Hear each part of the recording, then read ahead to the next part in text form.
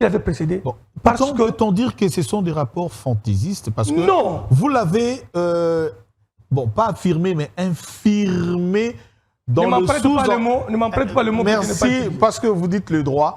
Vous l'avez infirmé dans le sous-entendu de rapports qui peuvent être également refutés du côté de la justice après examen et tout. Mais on a l'impression aujourd'hui que pratiquement tout le rapport de l'IGF dans de procès sur des individus, ces gens se retrouvent toujours libérés. Donc, les rapports sont toujours fauchés. Non, plusieurs On a comme l'impression qu'on fait plusieurs cas du rapport de l'IGF, il y a des gens qui sont condamnés qui continuent à croupir.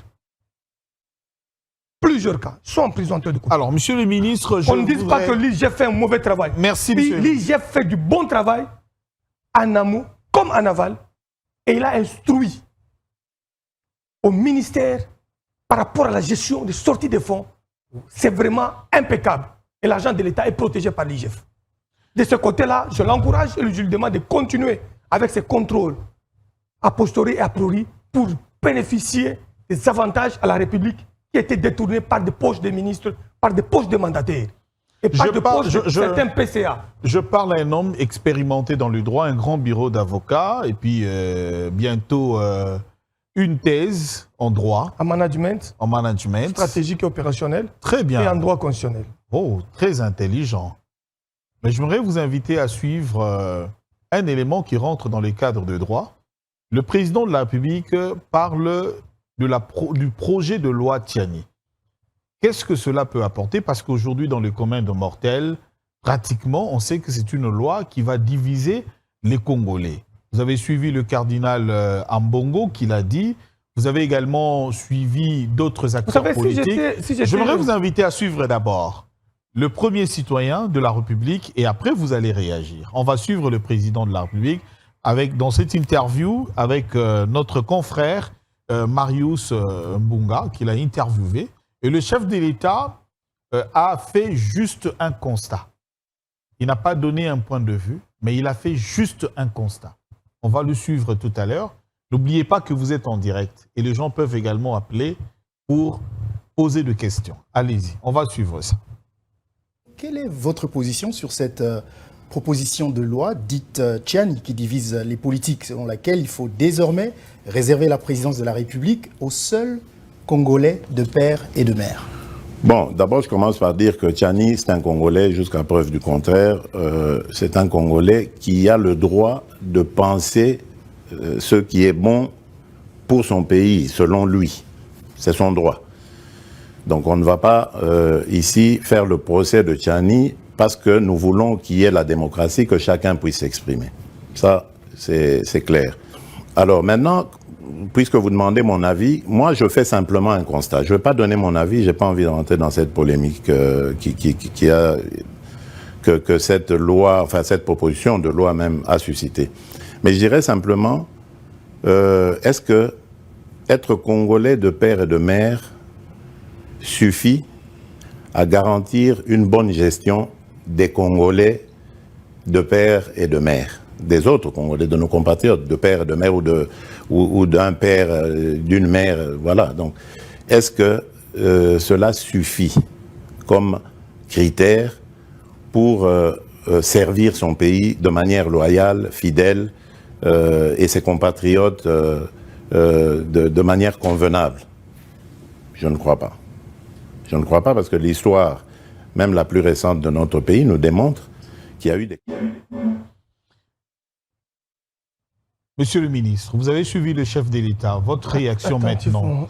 Ma réaction n'est pas contre de celle que je viens d'entendre du chef de l'État, mais en tant que Congolais, panafricain, tshisekidiste, kimbanguiste, révolutionnaire, kassavoubouin, kabiliste, mouséiste, je peux le dire, de la lignée... Moboutiste. Oui, moboutiste par les qualités et valeurs de Mobutu pour l'intérêt de la nation.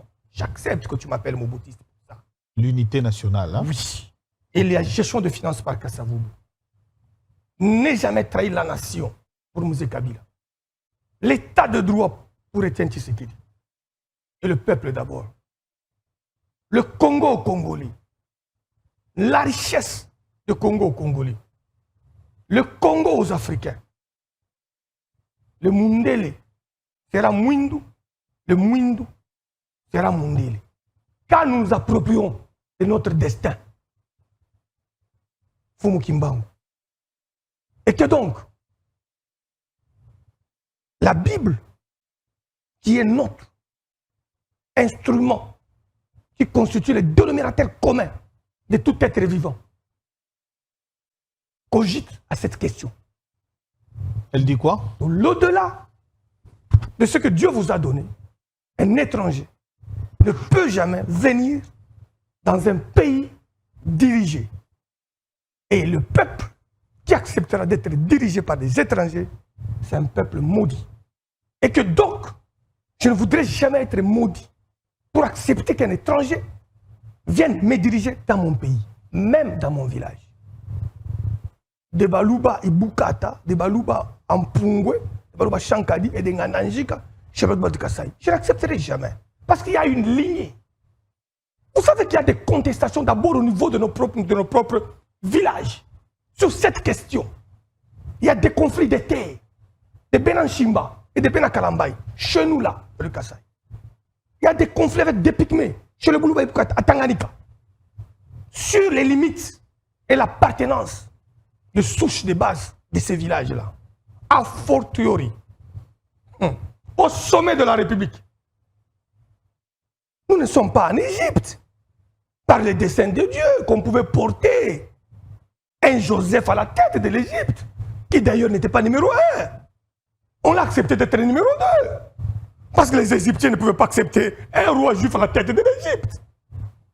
Ce sont des éléments très essentiels pour comprendre qu'une nation ne peut être dirigée que par ses dignes fils qui ont le sang. Exclusion. On n'exclut personne. C'est la loi de la nature. Division. C'est la loi de la nature. Tu ne peux pas devenir roi chez les sangliers. Un mouton ne peut pas devenir roi chez les sangliers. Vous savez qu'Nsinghi Pouloulou a des problèmes aujourd'hui avec laissez-moi vous répondre, je vous réponds par le fait du de preuves. Katanga à cause de ces propos-là aujourd'hui. Moi, je ne tiens pas le même propos que quiconque. Je tiens des propos très responsables comme panafricaniste, tshisekidiste. Et devant moi, il n'y a que la vie et la mort. Donc personne ne peut m'intimider. Parce que j'ai été dans les combats de la résistance pour acquérir la liberté de penser.